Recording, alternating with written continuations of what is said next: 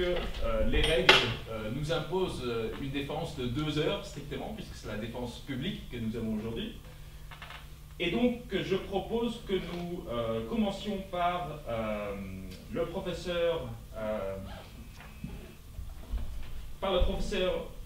Oyatambwe de l'université Notre-Dame de Tchoumbé en RDC. Ensuite, nous passerons au professeur Tony Schaeffer de l'université de Portsmouth, professeur Delcourt de l'ULB, moi-même, Christian Olson de l'ULB, et enfin, professeur Véronique Dimier, ton directeur, ta directrice pardon, de thèse, qui finira donc par ses commentaires et questions, auxquels également tu auras 5 minutes pour répondre.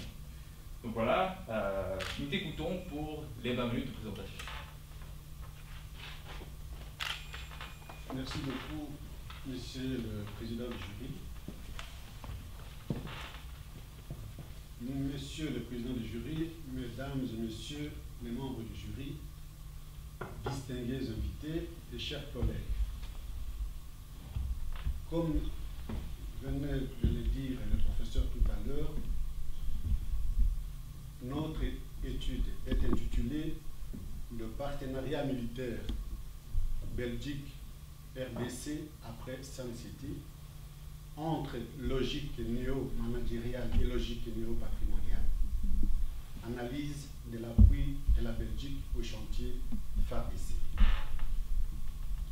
En effet, le 17 mai 1997, l'AFDL de Laurent Désiré Kabila, soutenu militairement par ses principaux alliés, à savoir le Rwanda, l'Ouganda et le Burundi, fait tomber le régime de Mobutu et prend le pouvoir à Kinshasa, ex-Zaïre.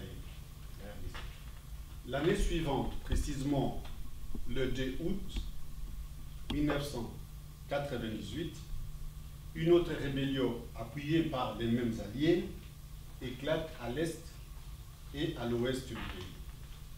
Cette rébellion est dirigée contre Laurent Désiré Kabila, qui est accusé officiellement de bloquer la démocratisation dans ce pays.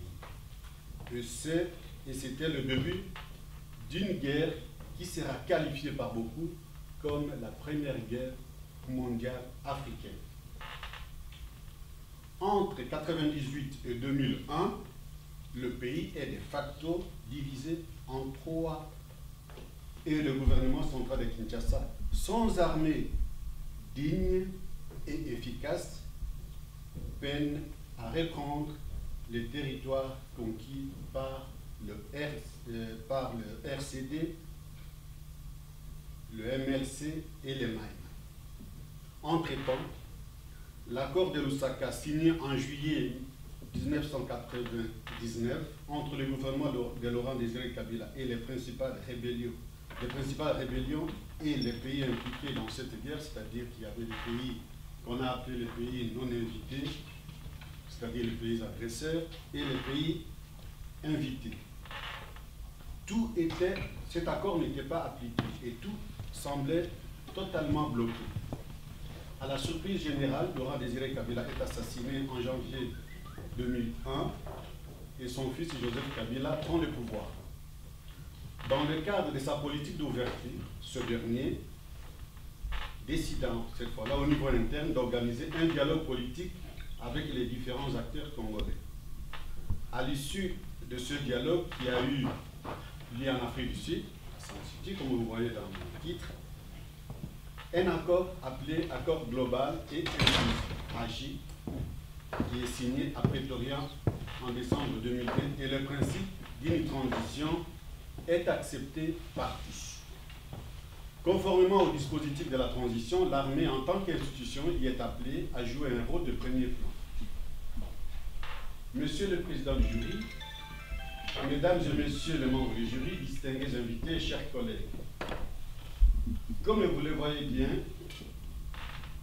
le projet qui a été décidé de mettre en place une armée congolaise républicaine a un coût. Autant il peut favoriser la stabilité et le développement, autant il suppose en situation de sortie de crise un soutien extérieur important en termes de financement. Ainsi, la RDC, un État failli où tout est visiblement à reconstruire en ce début de la transition, ne peut pas se passer de cette assistance extérieure. C'est dans ce contexte que la Belgique, justement, initie le partenariat militaire pour aider ce pays à pouvoir mettre en place un outil militaire performant. Cependant, malgré les efforts consentis, les processus mis en place par les autorités congolaises, avec l'appui naturellement de la Belgique en particulier, pour réformer l'armée et intégrer les différentes milices rivales en son sein, peinent à atteindre ces objectifs. Dans les faits, l'insécurité à l'est du pays est loin d'être terminée. Cette collaboration belgo-congolaise n'a finalement pas donné les résultats attendus. Le chantier FARDC serait plutôt un échec, malgré la victoire qu'on a annoncée sur le mouvement du 23 mars par M23 en novembre 2013. La présente étude se propose donc d'étudier cette relance du partenariat militaire entre la Belgique et la RDC à travers l'analyse du programme de partenariat militaire mis en place par les deux pays pour former l'armée congolaise après Saint-Cyr. Concrètement, cette étude aborde à la fois la question relative au contexte et aux motivations de la relance de cette collaboration militaire bilatérale et aux problèmes à la base de la mise en œuvre, à l'échec de la mise en œuvre de cette dernière. Mais quel est l'intérêt de cette étude? Monsieur le Président, Mesdames et Messieurs les membres du jury, distingués invités et chers collègues, en abordant cette étude, nous avons eu la volonté de pouvoir proposer une explication scientifique, rationnelle, plus ou moins rationnelle, pour comprendre à la fois les motivations de la relance du partenariat et aussi les raisons de l'échec de ce partenariat. Il y a aussi un fait que quand je faisais mes recherches, j'ai constaté que l'analyse des politiques publiques, qui est une approche que j'utilise dans le cadre de cette étude, a été utilisée dans les secteurs comme la santé, l'immigration et beaucoup d'autres encore, mais dans le domaine des politiques étrangères, il n'y avait pratiquement pas, à ma connaissance en tout cas, d'études, et j'ai réalisé qu'il fallait peut-être amorcer quelque chose dans ce sens-là. Mais la problématique, quelles sont les questions que nous nous posons dans cette étude? Monsieur le Président du jury, Mesdames et Messieurs les membres du jury, distingués invités, chers collègues, en abordant cette étude, notre souci est de répondre à quelques questions pertinentes en rapport à la fois à la reprise de la collaboration militaire entre les deux pays et avec l'échec annoncé de la réforme de l'armée congolaise entreprise dans le cadre du PPE. Concrètement, nous essayons de répondre à deux questions majeures dans cette étude. La première consiste à expliquer pourquoi la Belgique avait-elle décidé, au cours de la législature 1999-2003, c'est-à-dire au moment où la majorité arc-en-ciel composée des écologistes, des libéraux et des socialistes arrive au pouvoir en Belgique, de relancer le partenariat militaire avec son ancienne colonie après plus d'une décennie de rupture de la coopération militaire datant de l'époque de Mobutu. La seconde question consiste à comprendre pourquoi et comment la reprise de la collaboration militaire entre les deux pays n'a pas permis d'encourager des résultats significatifs dans le cadre de cette réforme de FARDC. Quelles sont nos hypothèses? Par rapport à notre question de départ, nous avons tenté de vérifier dans la présente étude l'hypothèse selon laquelle les considérations humanitaires et éthiques ne sauraient à elle seule expliquer l'initiative de la Belgique en faveur de la réforme des FARDC. Selon nous, il faudrait insister aussi sur d'autres facteurs, notamment, par exemple, la défense des intérêts économiques, géostratégiques, y compris même l'expérience des futures opportunités économiques de la Belgique sur le sol congolais. Ainsi, à cause de ses intérêts et de son obsession électorale, la Belgique n'aurait pas pris en considération certains facteurs dans son évaluation des besoins de la population congolaise en matière de sécurité, d'une part, et aurait d'autre part, surtout sous-estimé les poids de la vision et des pratiques néo-patrimoniales des autorités congolaises héritées des précédents régimes. En agissant de cette façon, la Belgique aurait contribué autant que le gouvernement congolais à ce bilan a priori négatif de son PPM, donc le programme de partenariat militaire avec la RDC. Mais quelles sont, du point de vue approche méthodologique, quelle est la théorie qui soutient en fait cette démarche? Dans notre étude, nous avons opté pour une combinaison d'approches. La première approche, comme je l'ai dit tantôt, c'est l'approche de l'analyse des politiques publiques que j'ai utilisée beaucoup plus pour comprendre les motivations, comment a émergé cette idée de relancer la coopération technique et militaire après autant d'années. Dans le même cas, cette même approche nous a permis aussi de comprendre, d'analyser les différentes représentations des acteurs, aussi bien les acteurs congolais que les acteurs belges. Mais au-delà de cette approche, une deuxième, cette fois-là, l'approche que j'ai appelée le débat critique sur l'échec de l'État en Afrique, nous a permis également de comprendre pourquoi ce partenariat n'a pas donné de résultats comme nous l'avons tel et tel, en fait, les objectifs fixés par les deux partenaires au début du programme. Comment nous avons procédé? La démarche méthodologique. Notre méthodologie est principalement axée, sur deux stratégies, deux techniques. Nous avons utilisé, la première technique, c'était le recours à des sources écrites. Nous avons utilisé beaucoup de documents, surtout au niveau du Parlement belge, pour essayer de comprendre un peu comment est née cette idée de l'armée républicaine au niveau de la Belgique, comment il se représente une armée républicaine. Et nous avons vraiment utilisé beaucoup fait recours au compte rendu au niveau du Parlement, où c'est l'essentiel du débat politique en Belgique. Il y a eu aussi d'autres documents officiels, les discours, les lettres échangées, à la fois au niveau de la Belgique et au Congo également. Mais je ne pouvais pas seulement, bien que cette étude vraiment a été axée sur cette technique-là, je ne pouvais pas m'arrêter là. Il fallait peut-être vérifier à côté quels sont les non-dits. C'est ainsi que nous avons procédé à des interviews, des entretiens libres avec un certain nombre d'acteurs que nous avons ciblés dans les deux cas.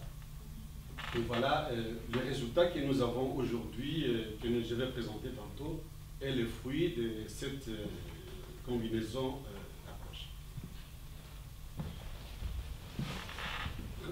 Venons-en au résultat.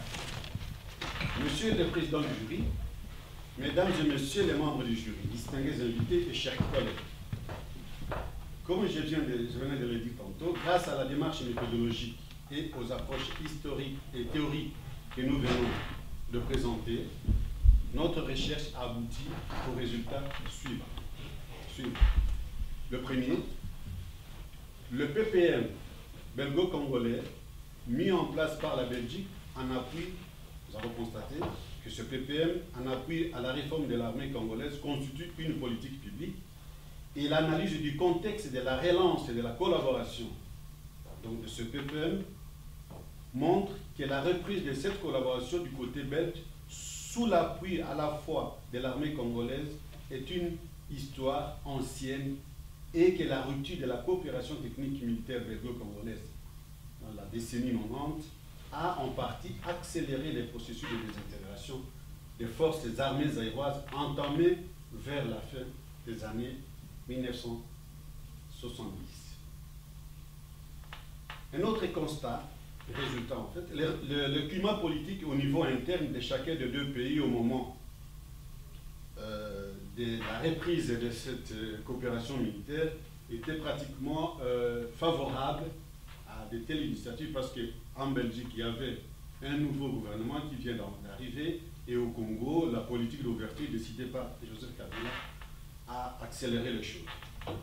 Une autre chose, l'analyse de l'émergence et de la mise à l'agenda gouvernemental belge de cet appui a finalement montré que l'initiative de la Belgique ne peut pas, je l'ai dit, être expliquée exclusivement par des considérations d'ordre éthique et humaine comme nous le laisse penser le discours officiel dans ce pays, c'est-à-dire en Belgique. Ce qui veut dire que la misère et la souffrance des Congolais n'ont donc pas été cet élément déterminant dans le changement des perceptions des autorités belges concernant la question congolaise d'une manière générale. Il y résulte de l'identification, troisième constat, il y résulte de l'identification des acteurs majeurs de la relance du partenariat militaire entre la Belgique et la RDC après Sun City que deux acteurs individuels, Louis Michel et André Flao, alors respectivement ministre des Affaires étrangères et ministre de la Défense sous le premier gouvernement de Guy Verhofstadt, se sont fait remarquer pour y avoir joué un rôle de premier plan. Nous avons noté, toutefois, un activisme de ces deux personnalités qui ressemble à un appui politique plus ou moins déguisé au président Joseph Kabila et une volonté d'exercer une certaine influence sur les autorités congolaises. Celles-ci, à leur tour, s'activent à consolider les liens complexes qu'elles ont avec tous ceux qui, en Occident ici, ou ailleurs d'ailleurs, les aident à se maintenir au pouvoir et à tenir à l'écart ceux qui constituent une menace pour leur pouvoir. Notre résultat, c'est que l'analyse de représentation des acteurs à la base de l'initiative indique qu'un consensus, effectivement, s'est dégagé autour de l'idée d'une armée faiseuse de paix et de démocratie, voire même une armée gestionnaire. Omniprésente parmi les acteurs belges, cette idée constitue ainsi le noyau dur de la vision de la Belgique dans le cadre du présent partenariat militaire. Aussi, le contexte du déroulement des opérations majeures de brassage et de formation réalisées par l'armée belge et le SEC demeure moins favorable à la mise en place d'une armée de paix au service du citoyen. Tout le monde se souvient des attaques répétées des groupes, des bandes armées, des forces qu'on appelle forces négatives à l'est du pays.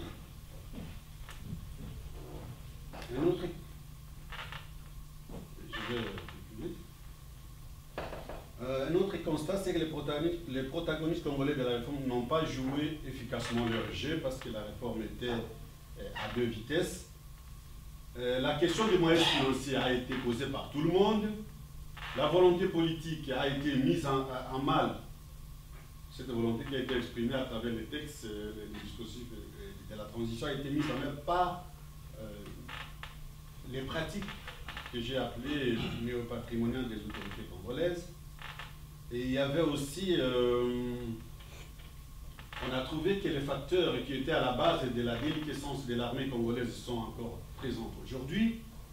Il y a en fait une concurrence internationale entre les acteurs qui interviennent, peut-être pour avoir accès aux différentes richesses de la RDC. Qui est conclu? Nous arrivons donc, Monsieur le Président du jury, Mesdames et Messieurs les membres du jury, distingués invités et chers collègues, à la conclusion que l'explication éthique est mise en avant par les discours officiels des autorités belges ne suffit plus pour justifier leur initiative de relancer le PPN en appui de FARDC. Cette étude a démontré que cette reprise de l'appui militaire belge à l'armée congolaise a été plutôt rendue possible grâce au changement de perception de la question congolaise par les gouvernements arc-en-ciel dirigés par Guy Verhofstadt. Aucun problème, y compris les souffrances du peuple congolais, n'est donc intrinsèquement public. Cette étude a démontré néanmoins que les intérêts économiques, ça il faut bien les noter, belges en RDC n'ont plus la même ampleur aujourd'hui, contrairement à la période coloniale et au début du règne de Mobutu, où la Société Générale de Belgique et d'autres grandes entreprises belges étaient au cœur des relations économiques et commerciales belgo-congolaises. Il est en effet difficile à ce stade-ci de parler de l'existence de véritables intérêts économiques belges sur le sol congolais, comme nous l'avions dit au départ. Et nous essayons de nuancer ce qui nous est venu. Ainsi, dans cette optique, les résultats que nous venons de présenter, la tentation est grande aussi de conclure qu'il est impossible de réformer le FARDC, en particulier dans le cadre du programme de partenariat militaire. Pour nous, un tel pessimisme ne peut résulter que d'une analyse à court terme de cette problématique, ce qui ramènerait le débat principalement autour des facteurs culturels en consacrant peut-être les thèses de ceux qui pensent que la culture africaine, y compris celle de la RDC, serait incompatible aux valeurs de paix et de démocratie, ce qui n'est pas vrai. Je vous remercie.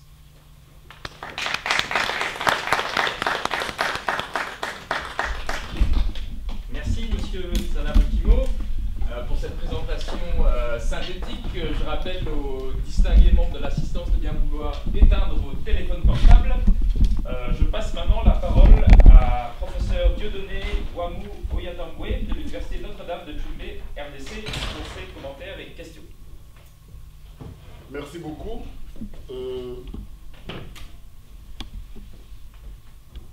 En lisant la thèse de M. Salah, mais aussi en écoutant son exposé, j'ai éprouvé globalement une forte satisfaction. Satisfaction dans la mesure où la lecture de l'œuvre, même si la thèse est comme assez volumineuse, est aisée, mais aussi parce que la présentation est assez claire. Et donc, je vois assez clairement d'où l'on part et à quoi on arrive. Je vois plus ou moins clairement quel est le chemin que le récipiendaire du jour, en tout cas, nous invite à parcourir avec lui pour arriver à ces éléments de conclusion et à adopter sa thèse. C'est une thèse qui, de mon point de vue, pose bien la question de la coopération militaire entre la Belgique et la RDC comme politique publique. De mon point de vue, en tout cas, l'auteur démontre bien les limites d'une telle coopération en raison, d'une part, des spécificités internes à l'agenda belge, mais aussi, d'autre part, et même principalement, en raison de la faiblesse des structures étatiques en RDC, et une analyse des faiblesses étatiques est faite dans la thèse, on y reviendra. Les prérequis méthodologiques et théoriques me semblent bien posés, notamment les modes de gestion publique, le débat sur les caractéristiques des États africains, entre guillemets, les types de défense ou d'armée, l'histoire de relations entre les deux partenaires, l'analyse des enjeux respectifs et des intérêts cachés ou explicites. L'auteur entame aussi, de mon point de vue, un examen approfondi du programme de partenariat militaire basé sur une convention, et c'est important de le souligner, pour la période qui est envisagée. Il en présente bien les acteurs, les principes et les objectifs, et en démontre tout aussi bien les limites pratiques ou opérationnelles, tout en essayant chaque fois d'en expliquer les causes. On reviendra aussi à cette analyse des acteurs, parce que j'ai une question à poser là-dessus. Votre travail présente un caractère original, d'abord par le thème qu'il traite, le programme de partenariat militaire pour la coopération militaire entre les deux pays en général, et par la manière dont vous abordez ce programme comme politique publique avec des impératifs spécifiques aux deux pays. Ensuite, par l'analyse même que vous faites de la gestion publique et de l'analyse de la gestion étatique congolaise, et enfin par l'approfondissement de la question militaire et plus globalement de la défense et de la sécurité en RDC sous un angle global. L'étendue et la diversité de la bibliographie et de la bibliographie de la thèse, ainsi que les nombreux documents et sources qui sont cités ou auxquels l'auteur réfère, démontrent qu'il y a eu un travail sérieux, patient, de recherche. C'est en tout cela, en tout cas, que ce travail, comme je l'ai déjà dit à la présoutenance, est une vraie thèse de doctorat. Néanmoins, toute œuvre humaine étant perfectible, il y a peut-être aussi des éléments ou des pistes d'amélioration que je pourrais suggérer, ou en tout cas des éclaircissements à demander. Je constate par exemple qu'à force de vouloir expliquer, l'auteur est souvent sorti du cadre strict de l'étude, et en sortant de ces cadres stricts, vous avez parfois versé dans des redondances, dans des répétitions, dans des choses que j'ai trouvées dans l'introduction et qui reviennent dans les conclusions préliminaires, puis dans les conclusions des chapitres, ainsi de suite. Et puis parfois, je me suis dit, mais il y avait moyen de faire aussi l'économie de certains détails ou de certaines répétitions pour tout au moins nous faciliter la lecture, ou en tout cas nous écourter les temps d'éveil devant pendant des nuits ou des soirées. Une autre question qui me semble vraiment manquer ou n'est pas être évoquée, et je l'ai déjà dit à la soutenance, à la privée, mais j'aimerais y revenir parce que j'aimerais voir si entre mardi et aujourd'hui, il y a eu un cheminement dans votre façon de comprendre cette question-là. C'est toute la question de l'instrumentalisation du désordre qui, de mon point de vue, méritait d'être évoquée quand je considère l'analyse que vous faites de ce partenariat militaire et notamment des questions de sécurité et la configuration de l'armée en RDC. Moi, je vous avais conseillé, par exemple, l'ouvrage de Patrick Chabal et Jean-Pascal Dalloz, L'Afrique est partie, le désordre comme instrument politique, qui date déjà d'ailleurs des années où moi je terminais encore ma thèse, c'est-à-dire de fin des années 90. Donc, ça fait quand même plus de 15 ans que l'ouvrage est sur le marché et qu'il y en a eu d'autres par la suite, il y a eu des commentaires, des articles, tout ça, et qui pose, de mon point de vue, donne une bonne illustration de la manière dont en Afrique, le désordre est parfois utilisé tout simplement comme un mode de gestion politique. Et si je prends particulièrement le cas de l'armée congolaise, quand je vois qu'il y a des officiers qui sont propriétaires des mines ou des gisements miniers et qui sont connus, ce ne sont pas que des rumeurs, comme vous m'avez dit à la présoutenance, parce qu'il existe des rapports des ONG, des associations, qui sont comme des rapports sérieux. Quand je vois que plusieurs fois il y a eu des permutations d'officiers engagés au front dans des combats contre les groupes rebelles, et au moment où ces officiers commençaient à engranger des victoires face aux groupes rebelles, ils ont été permutés de manière, comment dirais-je, brutale et imprévue. Je me demande s'il n'y a pas un agenda derrière ceux qui les permutent, ceux qui dirigent. Quand je vois qu'il y a même aujourd'hui encore un conflit entre la MONUSCO et le gouvernement congolais sur l'affectation de certains officiers dans des zones de conflit où ces officiers sont déjà eux-mêmes accusés des graves violations des droits de l'homme, je me dis ça ne peut pas être fortuit. Il y a certainement un mécanisme de gestion du désordre qui agit en souterrain dans ces conflits. Donc j'aimerais vraiment que vous, en tant que spécialiste aujourd'hui, vous puissiez me donner un peu votre réaction, votre éclairage sur cette question-là, parce que même quand j'entends aujourd'hui dans le discours politique de ceux qui soutiennent ou qui veulent absolument que Kabila bénéficie d'un troisième mandat, il y en a beaucoup qui disent qu'il est le seul qui peut rétablir la paix à l'est du Congo. Il est le seul qui a la maîtrise sur l'armée. Mais quand on sait que la paix à l'est du Congo est un vrai problème, parce qu'on ne peut vraiment pas parler de paix et nous dire que lui il est le seul, je me demande s'il n'est pas en même temps, comment dirais-je, la personne qui met le feu, qui boude le feu et qui joue au sapeur-pompier par la suite. Donc il faut voir si cette question d'instrumentalisation du désordre ne vaut pas la peine d'être approfondie. Dans l'analyse des acteurs que vous faites, moi je pense et j'ai continué à penser que la société civile mériterait une plus grande place. Et pas seulement des anciens du Congo que vous avez cités, à juste titre d'ailleurs, et j'ai été satisfait de la réponse que vous m'avez donnée en défense privée, Mais étant moi-même aussi de la société civile, parce que bon, je suis quand même engagé depuis au moins 18 ans dans la coopération au développement Belgique-Congo et, et avec d'autres pays, et étant de la société civile, je me dis, tout ce que nous avons fait comme travail de plaidoyer, de lobbying ici, mais aussi ce que font nos partenaires sur le terrain pour réclamer une réforme de l'armée, pour réclamer plus de discipline dans l'armée, pour réclamer plus de neutralité dans l'armée, ne peut pas être évacué dans une étude comme celle-ci.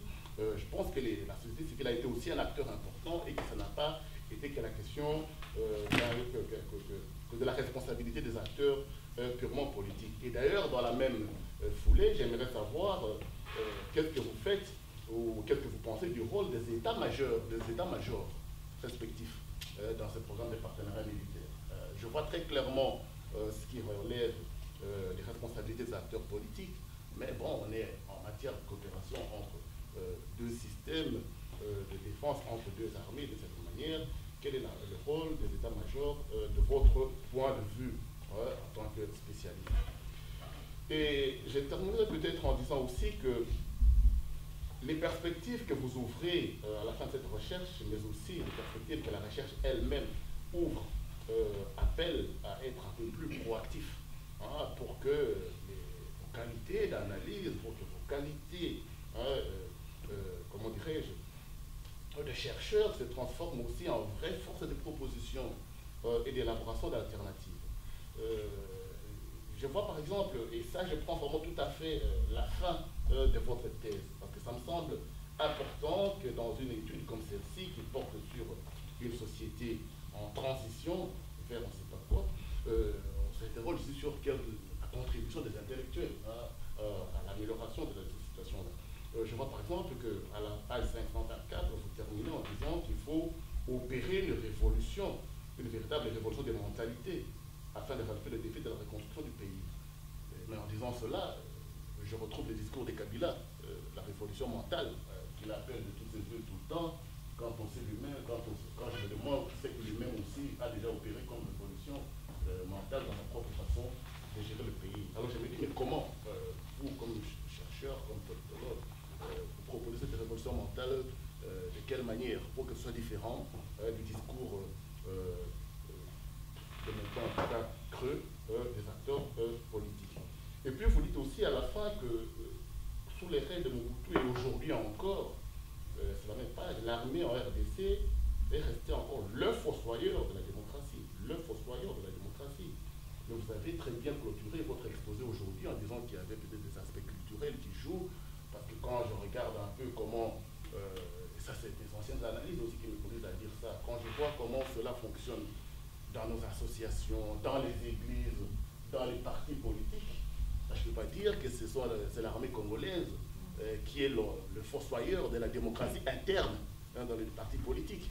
Les partis politiques fonctionnent au Congo comme des entreprises unipersonnelles ou unifamiliales dans lesquelles le débat n'a vraiment pas sa raison d'être. Et voilà, donc je me demande s'il n'y a pas là un procès d'intention ou en tout cas un jugement péremptoire qui jette un peu trop sur l'armée la responsabilité de quelque chose de beaucoup plus global.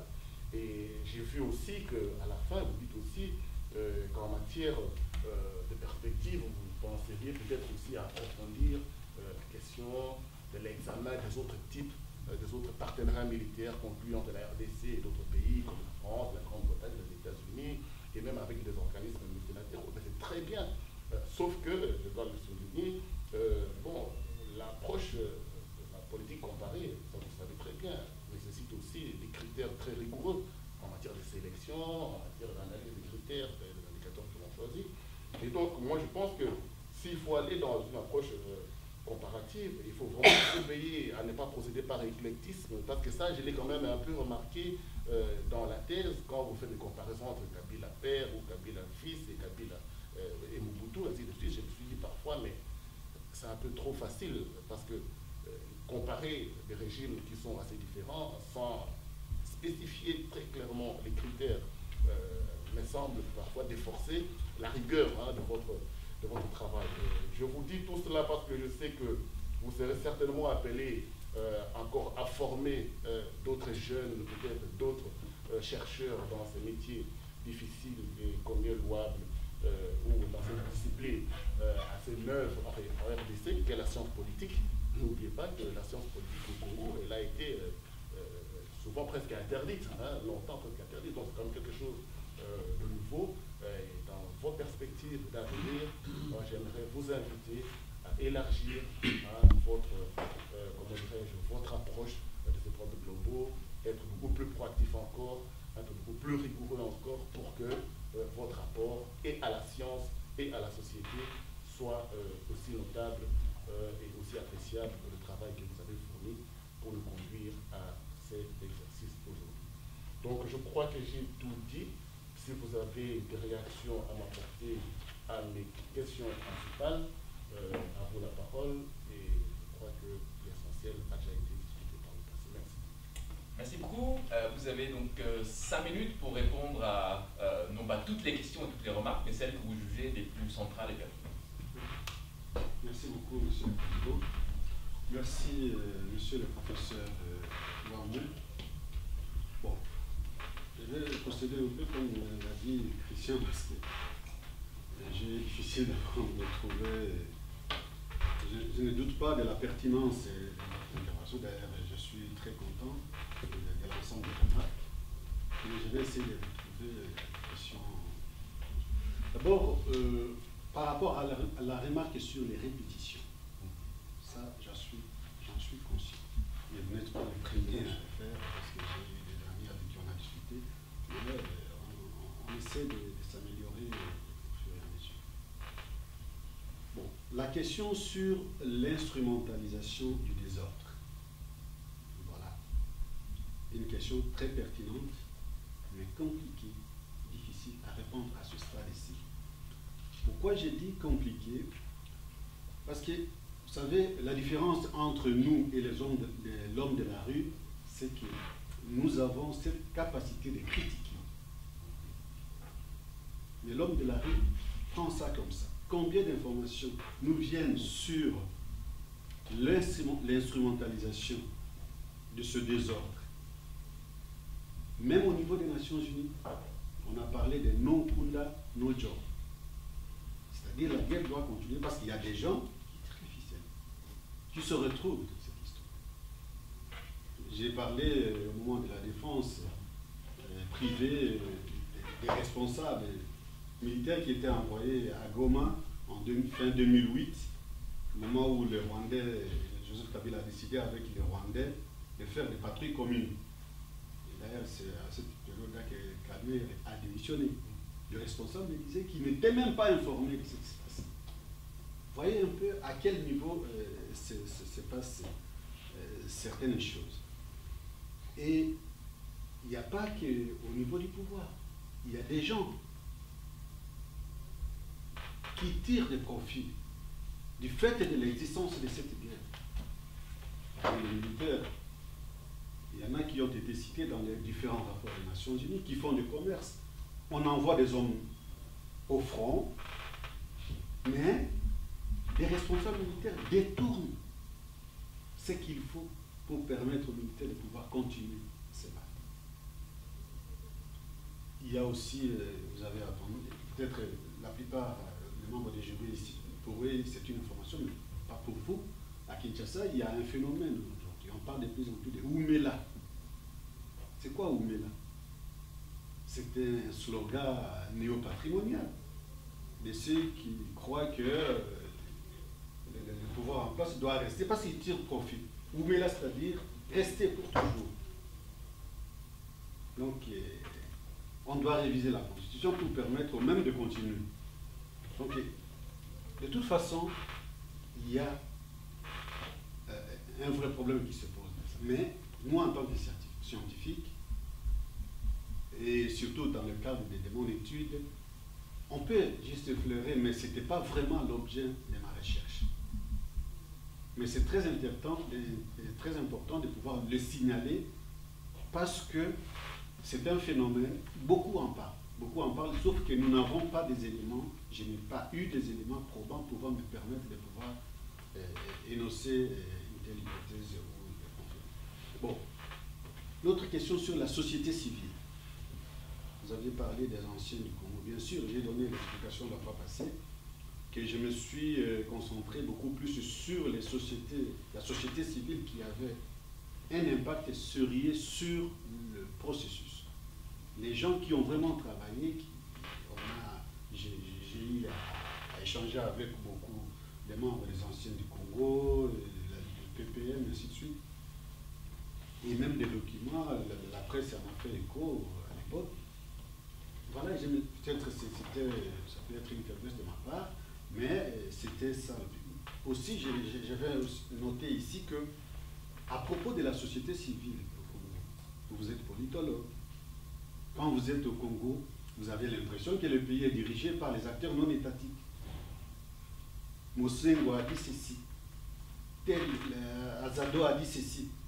Or, les acteurs non étatiques, leur travail, c'est influencer les pouvoirs. Ce n'est pas se substituer au pouvoir. Ce qui fait que, en matière de société civile, au Congo précisément, il faut vraiment prendre avec des pincettes. Comme vous l'avez conseillé pour d'autres cas ici. Autre chose, la révolution des mentalités. Quand j'ai vu le rôle des états-majors. Oui, je vais en arriver. La révolution des mentalités, que moi j'appelle, ce n'est pas une révolution, un slogan comme ça, non. Moi je vois qu'il faut éduquer la jeunesse. C'est ça, c'est que moi j'appelle la révolution des mentalités. Peut-être que je ne l'ai pas spécifié, mais non, moi c'était éduquer la jeunesse. Parce que au Congo, les gens sont ignorants. Beaucoup agissent de cette façon parce qu'ils sont ignorants. Il faut éduquer la population. Et armée, il faut soigner parti politique, mais le déclin congolais, il est général. J'ai parlé de la société civile qui n'a rien de civil aujourd'hui, dont l'armée aussi. Voilà. Moi, je trouve que le déclin, il est total. C'est pourquoi je parle de l'éducation, de cette révolution des mentalités-là, qui met au centre la valeur éducative. Comme parle le sujet, élargir l'approche. Oui. Vous avez raison. Cette étude, vers la fin, j'ai dit qu'on peut envisager, parce que cette étude se propose comme un cadre d'analyse des différents partenariats. Oui. Peut-être au moment où nous allons aborder ce sujet, on va essayer de compléter avec l'analyse comparative en respectant ces règles. Voilà tout ce que je peux dire.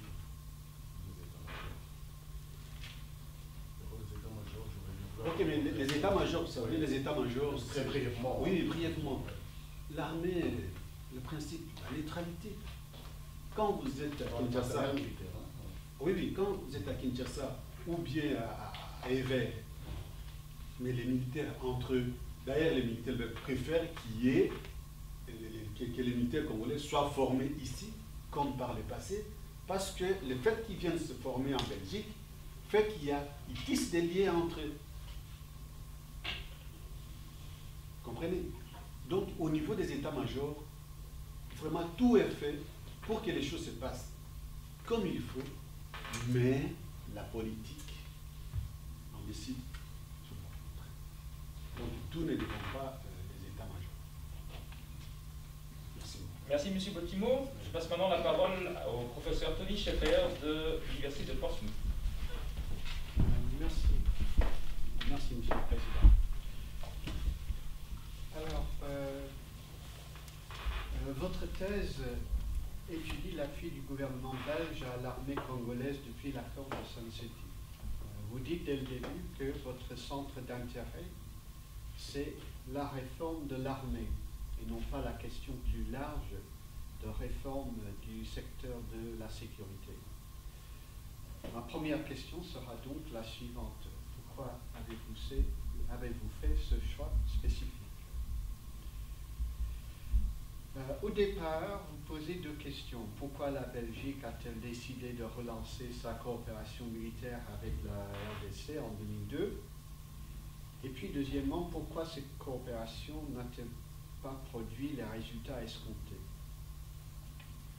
Votre réponse à la première question, c'est que les justifications humanitaires et éthiques données par le gouvernement belge ne sont pas suffisantes et qu'il faut mettre en avant d'autres facteurs, en particulier les considérations économiques et géostratégiques, pour expliquer cette décision. Ma deuxième question sera donc, comment comprenez-vous la géostratégie dans ce contexte? J'ai bien aimé votre première partie où vous expliquez en détail le cadre théorique de votre thèse. Cette partie de la thèse est bien faite et c'est donc dommage que vous n'utilisiez pas de façon plus systématique ces concepts dans la thèse elle-même. Par exemple, il est clair que vous attachez une importance particulière à la dimension cognitive et normative de la politique belge. Je vous demanderai donc de dire un petit peu plus sur cet aspect dans la discussion. Dans la deuxième partie, vous identifiez les principaux acteurs de l'élaboration de la politique belge et leurs référentiels quand ils essaient de promouvoir la réforme de l'armée congolaise. Ma question ici est la suivante.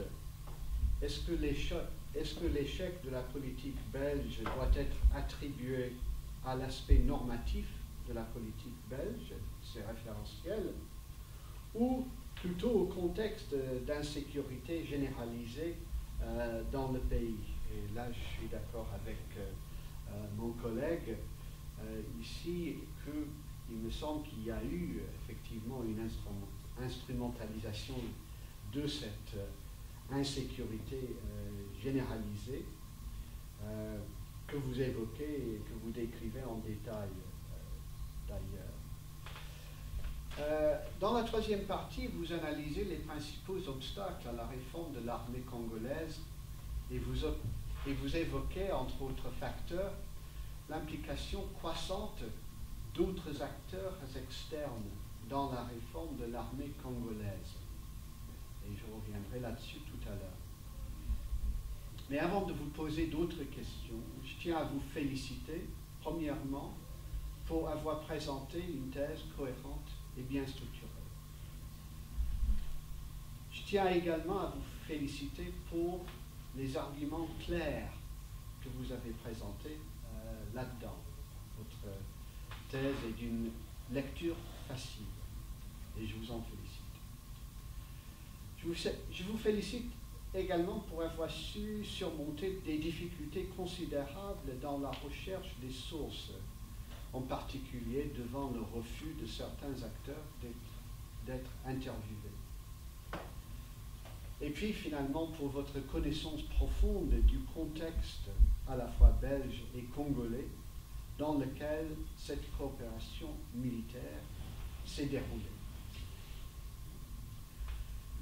Pour terminer donc, j'aurai d'autres questions à évoquer. Alors première chose, tout en disant au début de votre thèse que vous allez vous concentrer sur la réforme de l'armée, dans la pratique, votre analyse de la coopération militaire belgo-congolaise traite d'autres facteurs politiques qui, au sens strict, n'ont rien à voir avec la réforme de l'armée, comme par exemple l'affaire Dutroux. Cette perspective très large est-elle vraiment essentielle si, comme vous le dites, l'explication de la décision belge de relancer la coopération militaire est avant tout économique et géostratégique? Deuxième question que j'aimerais bien vous poser, c'est au sujet de la section à la page 25 à 28 que vous appelez aspect méthodologique. Cette section traite des sources plutôt que de la méthodologie. Pouvez-vous nous dire donc un peu plus sur l'utilisation de ces sources dans votre thèse? Troisièmement, vous évoquez un rapport de 1998 qui recommande que l'armée belge participe plus à des opérations militaires dans ses ex-colonies. Visiblement, cette recommandation est restée sans suite. Pouvez-vous expliquer pourquoi? Et puis finalement, et là je reviens à un point que j'ai évoqué tout à l'heure, vous faites référence plusieurs fois à la compétition internationale et au manque de coordination entre acteurs pour expliquer l'échec de la politique de réforme de l'armée congolaise. Mais dans la thèse, vous ne développez pas cette dimension.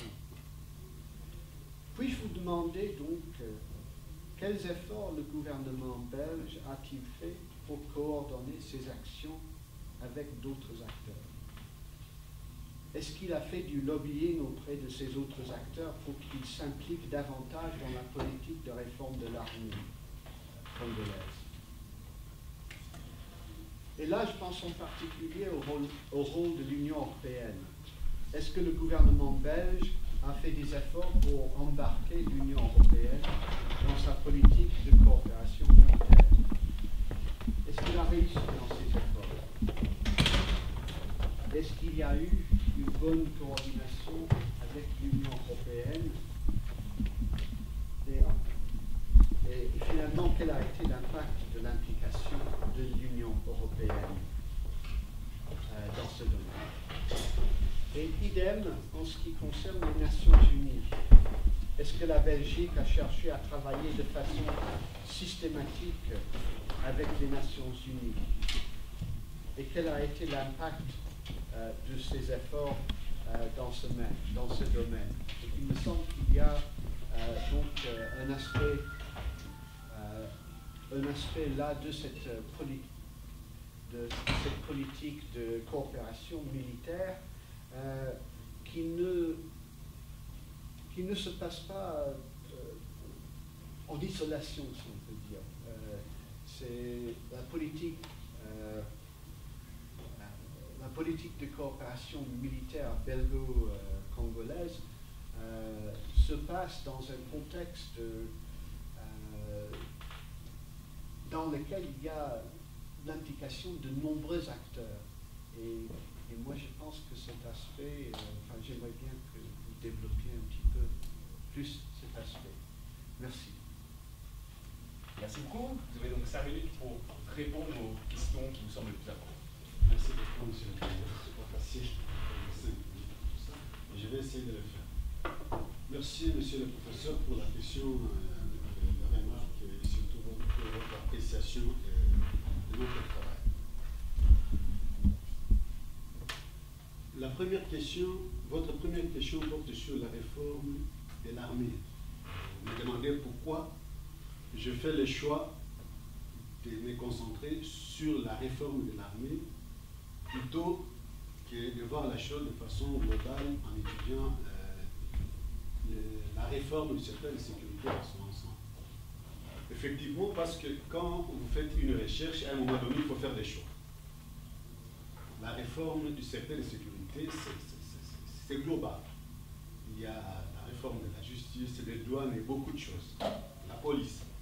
Mais moi, je voulais rester dans un cadre un peu plus restreint, étant donné la nature même de mon étude. Voilà, vraiment, c'est seulement ça. Je ne voulais pas aborder tous les points. La question de la géostratégie. Que vient faire la géostratégie? C'est ici, je voulais tout simplement dire que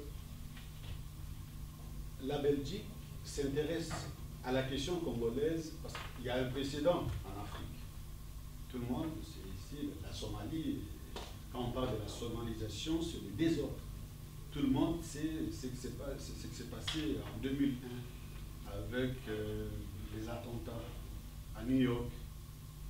Et voilà, c'est un désordre qui, si par exemple un grand pays comme le Congo central, comme la Somalie, personne, on va encore revivre du terrorisme et beaucoup de choses.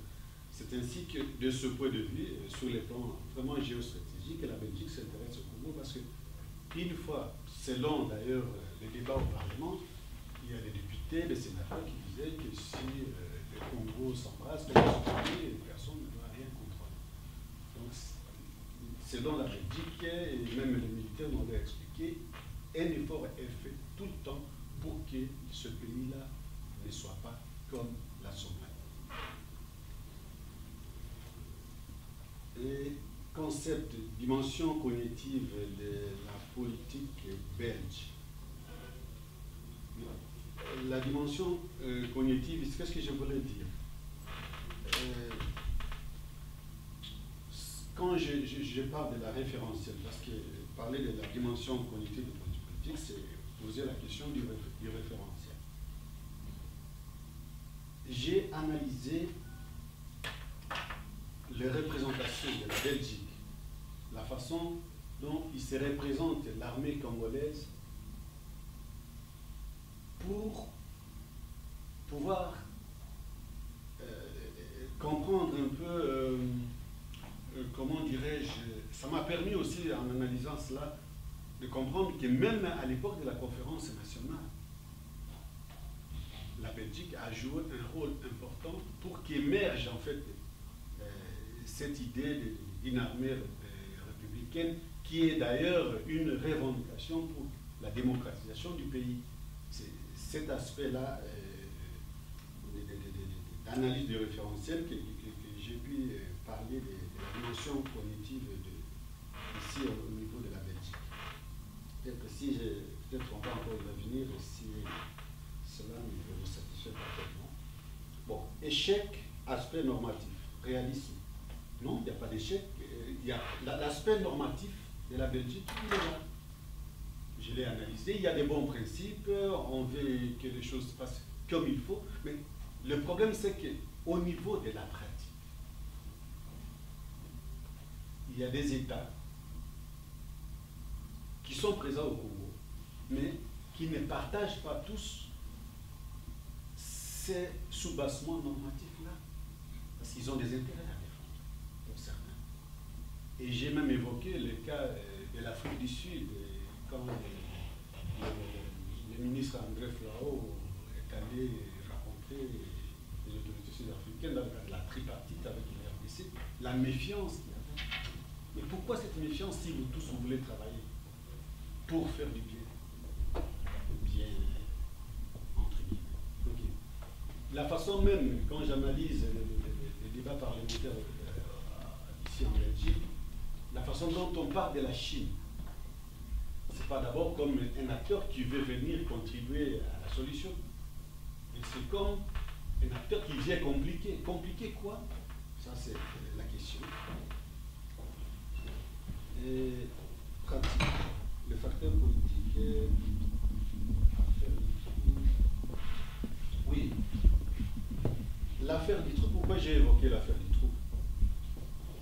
Tout simplement parce que l'accord que j'ai présenté ici, qui porte sur les partenaires, le premier signé, interdit à la Belgique de pouvoir déployer les troupes en RDC, quelle que soit la situation. D'abord ça, tout simplement parce qu'il y a eu comment dirais-je, les casques belges qui étaient morts dans une opération au Rwanda.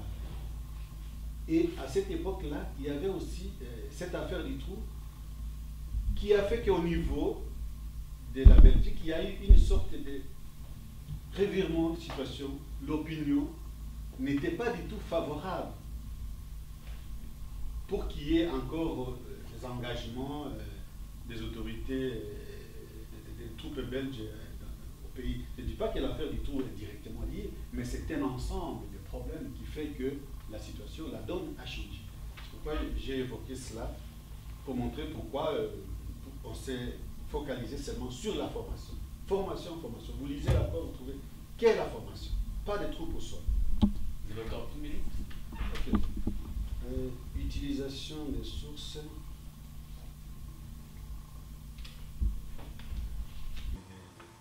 Des militaires belges qui ont occupé des postes de patron là-bas. Ils travaillent en collaboration. J'ai été à Kinshasa, je dis comment ils travaillent Même avec la MONUSCO, la Belgique est bienvenue, mais en même temps une attitude qui parfois, vis-à-vis de la politique belge, ne l'est pas autant. Alors bien sûr, vous mettez en évidence le fait que le Congo n'a pas le monopole, la RDC n'a pas le monopole des politiques patrimoniales, mais justement la manière dont vous le formulez, on a presque l'impression que vous êtes un petit peu étonné de voir que, ah tiens, il y a certains éléments que l'on retrouve également en Belgique, du point de vue donc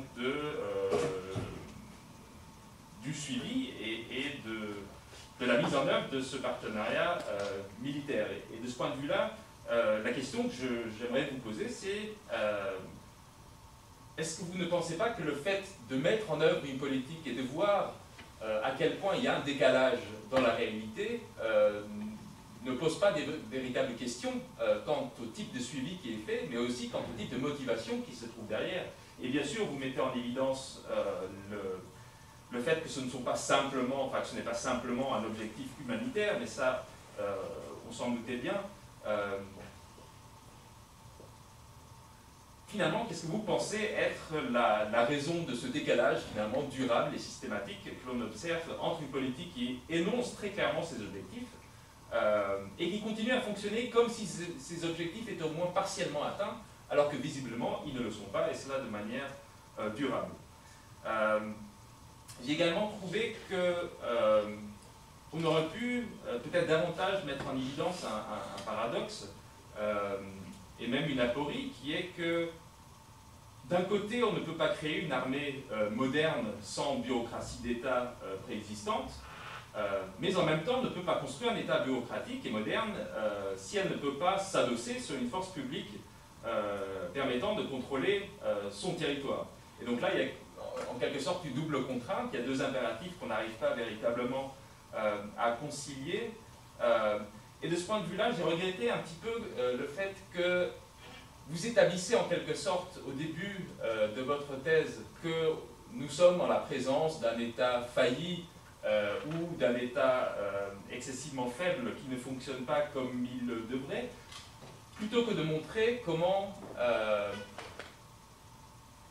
cet inachèvement de l'État congolais est aussi un processus. C'est-à-dire que j'ai l'impression que vous mettez de côté finalement la question de l'État assez rapidement en disant que de toutes les manières c'est un État failli avec un patrimonialisme qui remet en question sa réalité bureaucratique en tant qu'État moderne.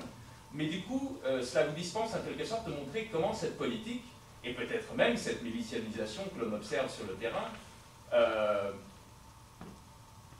transforme tout de même le système ou les systèmes de gouvernance qui existent tout de même en RDC, puisqu'il n'y a pas de vide politique pour autant. Et donc finalement, comment est-ce que vous pensez que ce partenariat militaire, ou peut-être de manière plus générale, l'ouverture de la RDC sur le monde, transforme les modes de gouvernance sur ce territoire, que cela soit en conformité ou non avec le modèle de l'État. Et donc finalement, ce processus d'inachèvement de l'État en RDC, quelle expression prend-il et comment évolue-t-il? Donc voilà, j'avais un certain nombre d'autres commentaires. Pour l'essentiel, je les avais mentionnés lors de la défense privée, donc je vais en rester là et vous laisser la parole pour les réponses que vous souhaitez apporter. Merci beaucoup, Monsieur le Président, pour les remarques. Et puis j'aimerais commencer par la dernière question, la dernière remarque, par rapport à l'évolution de l'État. Est-ce que l'État congolais peut évoluer dans ses structures, ou bien je dis, bon, c'est un État failli et il reste là? Non, je ne dis pas ça. Parce que plus loin, je dis qu'il faut apprécier cette question sur le long terme. Vraiment, ça résume un peu ce côté-là, en tout cas. Je ne dis pas que l'État va rester failli, mais il y a un vrai problème dans ce pays-là. Un problème de sécurité et un problème de légitimité historique depuis 60. on continue de discuter aujourd'hui. Aujourd'hui, on parle des élections 2006-2011. Mais personne dans la classe politique, il n'y a pas une unanimité. Il n'y a pas même la majorité qui dit non. Le président Kabila a été élu dans les conditions normales en 2006. Personne ne le dit. Même surtout en 2011. Il y a ce problème de sécurité et de légitimité qui se pose dans ce pays et qu'il faut vraiment travailler pour d'abord résoudre.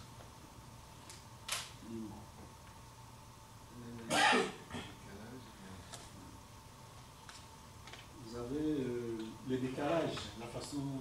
Vous avez dit qu'il y a intrigue. Non, finalement, la question c'est... La question, c'est que vous dites, par exemple, que je suis un peu dur avec les autorités congolaises et moins avec les acteurs belges. C'est un peu ça. Oui, ça, je peux vous le concéder en partie. C'est parce que moi, je vis sur le terrain. Je me suis un peu immergé aussi dans la société. Il y a vraiment... Pour nous autres qui avons appris à l'école, c'est que c'est un État, c'est difficile. C'est difficile parce que le néopatrimonial que j'analyse ici, ça commence comment? C'est que ça commence par brouiller la frontière entre la sphère privée et la sphère publique. Et ça, c'est au jour le jour. Partout, dans tous les secteurs, malheureusement. C'est pourquoi je suis un peu dur. Mais ce n'est pas vraiment dur pour être dur, mais pour que les choses changent.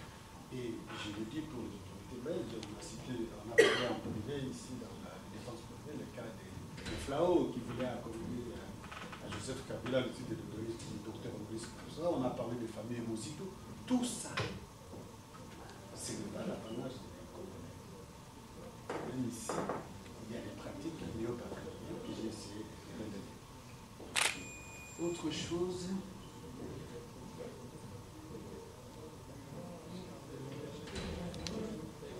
La première question, quand vous avez parlé de... Peut-être juste sur cette dimension de simulation, finalement, est-ce que le gouvernement belge est véritablement dupe, au sens où on sait bien qu'on met en œuvre une politique dont on dit, on énonce les objectifs, on sait très bien qu'on ne les atteint pas sur le terrain, mais on continue à simuler qu'on est en train de mettre en œuvre cette politique. C'est ça, c'est ce que moi j'appelle le formalisme. Ça, c'est le formalisme pur et simple. Parce que la réalité, c'est quoi? C'est dire que les choses ne marchent pas. Et quand vous discutez avec les officiers en privé, en fait, vous dites, rien ne marche. Mais qu'est-ce qu'on fait là? On s'adapte à la réalité congolaise. Pourquoi j'ai mis quelque part s'adapter à la réalité congolaise? C'est ça. C'est dur, mais c'est comme ça.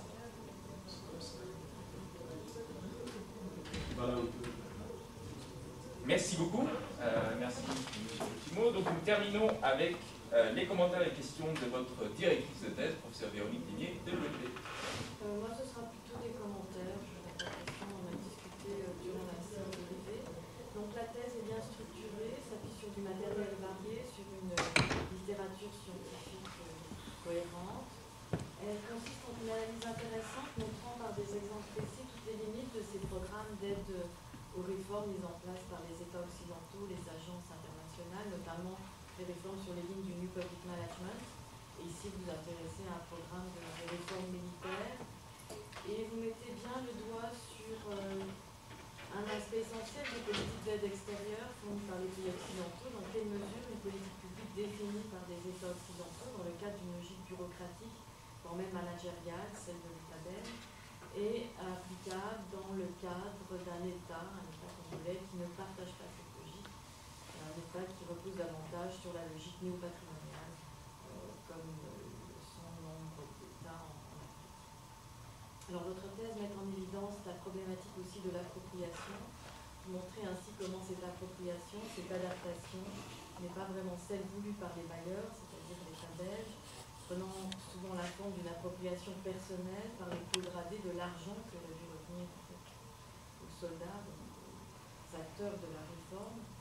Vous analysez fort bien le discours des acteurs belges concernant l'adaptation à la réalité congolaise, discours qui se veut d'une certaine manière un aveu d'échec par rapport aux réformes envisagées, serait né du New Public Management. C'est plutôt l'État belge qui s'adapte, je veux dire, au Congo que le Congo qui adopte les réformes préconisées par l'État belge. Et surtout dans le cas d'une armée qui reste politique, vous montrez combien l'intégration des forces rebelles dans une armée républicaine mixée est difficile. Aucun des acteurs concernés, y compris le président, surtout le président Kabila, n'accepte les règles du jeu du mixage. Chacun essaye de détourner cette armée, tout au moins sa section de l'armée, à son profit pour asseoir ses intérêts politiques financiers. Vous analysez fort bien cet échec de la déprivatisation des forces armées, de leur formation aux valeurs républicaines, et ce que cela génère, une caution à l'impunité. L'impunité la plus totale face aux exactions encore commises par les chefs intégrés dans cette armée républicaine, souvent d'anciens chefs de milices soupçonnés d'avoir commis de graves violations des droits humains et du droit international humanitaire. Vous montrez que le programme des militaires de la Belgique a eu finalement l'effet inverse de celui recherché. Le mixage, au lieu de créer une armée intégrée partageant un même esprit de corps avec pour but de renforcer la démocratie et les droits d'homme, a renforcé au contraire le pouvoir de certaines milices armées et de leurs chefs au sein de cette armée mixée, de cette armée républicaine. Tout cela a renforcé leur corruption, leur lien clientèle et d'avérisme, leur exaction sur les populations. Voilà. Merci. Merci beaucoup. Est-ce que vous voulez rebondir sur ces commentaires? Non? Je pense que je vais s'en assez. Merci. Et donc dans ce cas, je vous remercie. Vous avez répondu aux différents commentaires et questions de votre jury. La procédure veut que je demande s'il y a un membre du corps académique de la faculté qui souhaite poser une question À propos de cette dissertation? Non. Dans ce cas, est-ce qu'il y a quelqu'un dans l'Assemblée qui souhaiterait poser une question Sur celle-ci. Allez-y. En fait, je voudrais d'abord faire un constat. Le titre de la thèse, il est assez complexe, parce que mon mari est membre du CHUM, il a lu plusieurs livres, il disait j'espère que je vais pouvoir terminer les 2 tomes, parce que c'était assez volumineux. Mais en suivant, on pense que, moi je pense que c'est quand même un sujet qui est riche, qui est complexe et qui explique donc les 2 tomes, qui mérite encore de creuser parce qu'il y a beaucoup à dire sur ces thèmes-là. Mais j'ai une question à poser parce que là je suis restée sur ma soif. Ces programmes de partenariat militaire et de congolais en fait, j'aimerais parler de quelque chose de concret.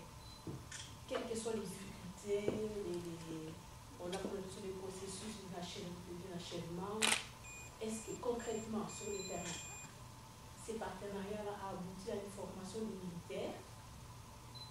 Parce que là, je suis restée sur ma soif, je n'ai pas vraiment bien compris si ça a vraiment abouti sur le terrain à la formation des militaires et s'il y a les résultats, si minimes qu'ils soient. C'est ça ma question que je voulais poser.